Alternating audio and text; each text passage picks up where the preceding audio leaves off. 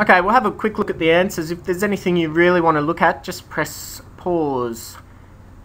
You'll notice that every time we look at answers, they're slightly different in different formats, and they talk about different things in a different sort of way. That's because there's different teachers that organise different questions and the answers. So we'll have a look at this first one. They've divided it up into sections, which is really good. They've called them interesting sections. But if we go from the start, the better responses used terminology appropriately. It's pretty much the same thing all the time. Supported their comments with detailed references to the music, described events, layers of sound and how they were used in detail, identified and successfully related answers to structure, and used diagrams which were appropriately labelled. So you can see there, they didn't ask for structure, but they always appreciate it when someone does divide it up into the sections. Why? Because even if you don't do the boxes, you're expected to be able to say where in the music you did it. The box system guarantees you're going to do that, even if you forget. Used diagrams, it also does that. So when I developed this system, it was designed to, no matter what, you're going to always address parts of the marking criteria and go into a lot more detail than a lot of other people in the shortest amount of time. It's taken a lot of time to really, really refine it. Used diagrams that were appropriately labelled and referred to musical concept accuracy, blah, blah, blah. Okay, lacked detail, did not support their answers. Used terminology inaccurately. Heterophonic, a lot of people write heterophonic a lot of the time, which is really irritating. It's quite rare.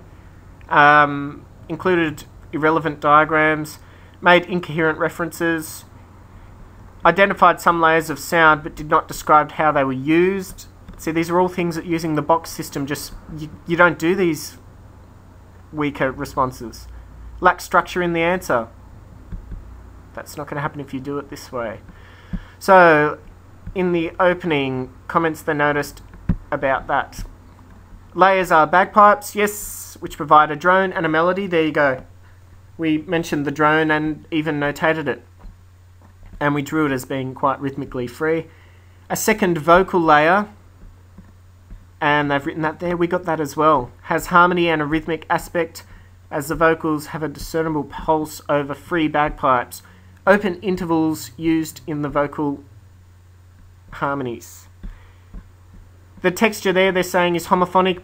We left that alone, but we've got all this in there as well. Keep in mind that if you actually tried to type all of this out like this during the exam, it's not going to happen. Remember, these are the answers. They've spent a lot of time perfectly constructing this.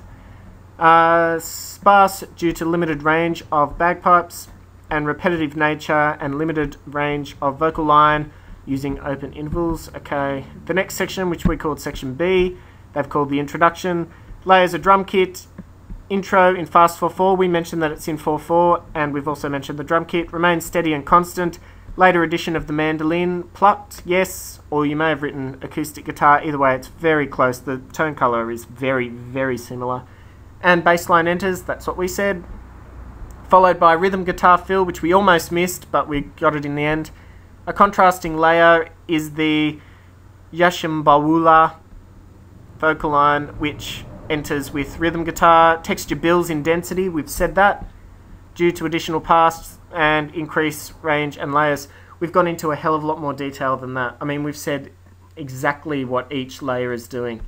Density increased by continuing to overlap the Western style rock features. We've also said that it sounds like a typical rock band. Rhythm guitar and bass with the unconventional use of mandolin in this genre. So there they're talking about the fact that mandolin doesn't really, as a tone colour, suit the rest of the ensemble. Good point. This gives a unique tone colour, and the mandolin is used in a complementary fashion like a guitar, but with a different tone colour. Yeah, okay. Separate layers complement each other. We've also said that, complementary layers. So far, we are absolutely nailing this. Next section we called B1. I called it that because the Majority of the music was the same, it was just the addition of the male vocal melody. Texture immediately changes with the mandolin no longer playing, we got that. And becomes lighter, less dense. We've showed that, we didn't need to mention every little thing, and this is the good thing, that we get almost every single thing, every single response in here in our diagram, so we don't need to write all of this down. Repeated, blah blah blah blah blah, we've said that, except we called it a melodic ostinato, which it was. That's even better. Guitar fill continues at phrase ends. Drum and bass line continue unchanged. We've mentioned all that. Mandolin plucking in the second part of the bridge. Yes, we said that. We called it a new section, actually. Density increases as a result. Yes, we've seen that. Bass has a few extra notes. We didn't notice that. We don't really care. Texture in this section increases in density due to increased complexity. Mandolin plucked the upper part. They're all fairly finicky points. Addition of rhythmic interest on cymbals. We actually called it a polyrhythm. And an upper pedal point, which they're saying was the synthesizer. We called it the recorder. We just weren't quite sure. Well, I wasn't. Upper pedal point, what they're saying is something stays the same while underneath changes, but we've called it a suspended melody, which is also correct. It's basically the same thing. If you said it was a drone, that's fine. Drums continue, previously heard pattern, ascending bass line, semiquavers. So we didn't mention that the bass line starts to use shorter notes. We could have. Rhythm guitars have a slower rate or harmonic change. Yes, we said they go to long chords and sustain the harmony under the vocal line. Vocal line is at a higher pitch and the expressive technique employed is more fervent. These layers are also slightly denser in sound and combine to produce a rich texture. They're not really saying all that much there. Certainly used a lot of words to not say very much. Then we have the chorus. Entry of a new layer. That would be the recorder. Upper counter melody, we said that, provided by the recorder. Oh, it was a recorder. And the accordion, I didn't hear that. Actually, I can now, I just didn't realise that's what it was at the time. Drums and bass continue, standard rock pattern. Male vocals are increasing in density. Words these days with doubling harmonies from blah blah blah blah blah. Drum fills at the end of phrases, could have put that in. Density increased by the upper recorder. Yes, you've just said that. Working as a counter melody to the rock style. Okay, so we've actually mentioned just about every single one of those points and a hell of a lot more, in a lot more detail and a lot better actually. So whoever did these answers could have been a lot more succinct. General comments. I like that they've added this though. Diagrams, if included, should be labelled and clearly correct. Labelled clearly and correctly. Absolutely. I can't stand seeing someone do a graphic notation and not tell me who it was and where it happened and then describe it. We always do that as a result of using the grids. It's always going to tell us who it was and exactly where we heard it. Then candidates are advised to spell things correctly. Well, that's a bit pompous, frankly, because it specifically says that that is not marked. So yeah, you might want to be able to spell words correctly, but it's not really that big a deal. Unfortunately, I think it should be. Candidates need to listen to as wide variety as repertoire as possible. Well, I'm glad you're telling us what to do, but that's not really your job.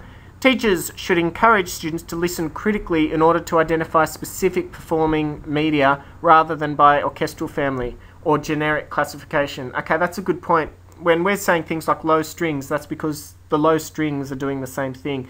That's entirely acceptable. What they're talking about are the people that always, like for guitar, they'll write string instrument, wind instrument, percussion instrument, brass instrument, always. That's all they ever do. They never ever actually tell us, or vocal instrument, they never tell us exactly. That's really, really poor. So I totally agree with that. It does bother me too. But just be aware, there's nothing wrong with saying brass instrument if you're not sure. It's just when you know without doubt that it's a guitar and you write string family instead. That's pretty poor. Candidates should practice writing using a variety of structures. That's what you're doing right now. Candidates should be familiar with the concepts of music. You'd want to hope so. And use correct terminology. Yes. And analysis should not be replaced by narrative and descriptive responses. Again, the grid stops you from doing that. It stops you from going, this happened, then this happened, then this happened, then this happened, then this happened. That's a narrative or a descriptive response, and it is boring. You want to analyze the overall, you want to get the boxes down, which shows us where everything was, and then talk about the answer to the question. So with our response for this one, there's absolutely no doubt that we nailed it once again because we're great.